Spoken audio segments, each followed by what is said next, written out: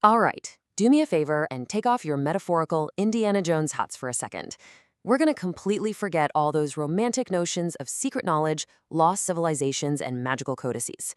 In this explainer, we are stepping into the shoes of skeptical engineers conducting a strict, sober data audit.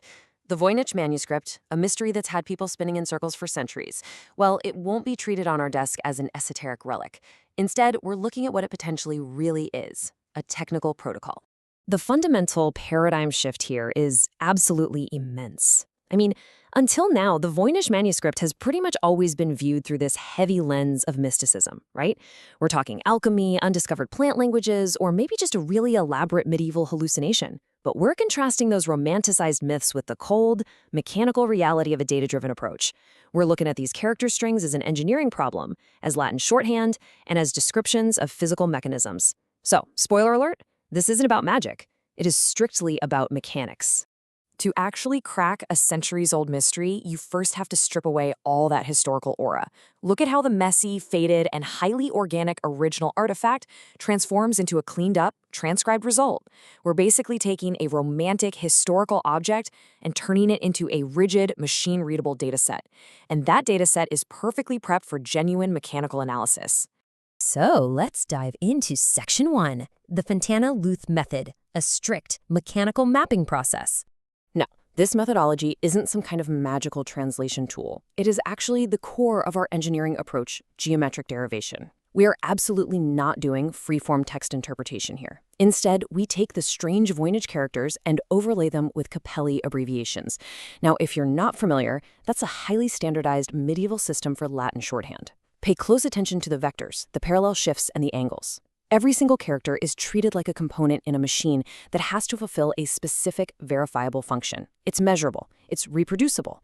Simply put, it's not fantasy, it's geometry. Our processing pipeline relies on 3 clear, sequential steps. First up, mapping the shapes to those Capelli abbreviations. Then, expanding those into full Latin words. And only at the very end do we get the translation into modern English or German. But the absolutely crucial takeaway here is that the final translation is actually secondary. It's really just there for human readability. The true, hard scientific work and the actual proof of the method happens entirely during that mechanical mapping in the first 2 steps. Moving on to Section 2, strict AI. Absolutely no imagination allowed. When we unleash artificial intelligence onto this clean data set, we literally have to force it into the role of a highly disciplined, completely uncreative lab technician. You know how standard AI naturally wants to please us and just fill in the blanks, right? Well, we had to brutally train that out of it. This is the exact unyielding prompt the author René Lüth fed into the system. It reads, "The genie does not come out of the lamp. It was never in the lamp. The lamp is a lie. It must not hallucinate, invent nothing, or add to history. It may only reproduce what is in the sources, and it must remain silent if it is unsure."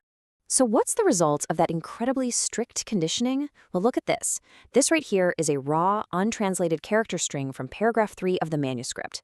I'll just let that sit for a second. Notice what's missing? There's no translation, no Latin, no English. The AI remains absolutely silent.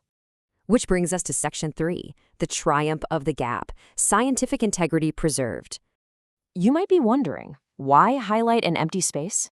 Well, this apparent failure to translate is actually the absolute climax and the massive victory of our entire data audit. Why does silence win here? Because an untamed standard AI would have ruthlessly speculated. It would have easily invented mystical formulas or secret alchemical symbols just to give us an answer. But our system, it admitted its own ignorance.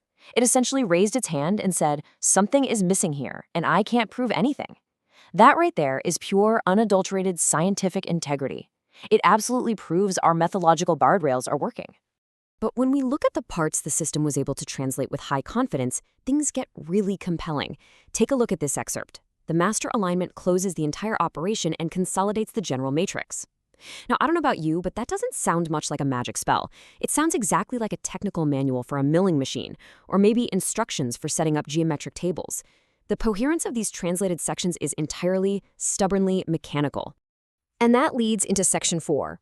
Plausibility is not proof. As good engineers, this is exactly where we have to apply some brutal self-criticism.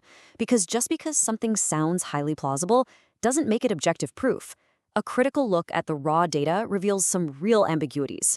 Take the abbreviation mech, for example. Does that mean mechanic in the sense of a physical machine, or is it just the more general term mechanica? The AI consistently leaned toward the most technical reading. And why is that? Because it was influenced by our initial hypothesis that this is a technical protocol. The data was filtered through our own baseline assumptions. The crucial point of this system criticism is that the method itself is our hypothesis. And yeah, that definitely carries the risk of circular reasoning. We go looking for technical patterns, so naturally we find technical patterns. Sometimes coherence is just created by the observer trying to find order in the chaos. So no, we aren't objectively proving that the Voynich manuscript is definitively a technical manual, but, and this is essential, this ruthless transparency and the willing admission of these limits are exactly what makes this data audit trustworthy. We're not selling absolute truths here. We're presenting a highly logical, self-consistent, explanatory model completely free of mystical baggage.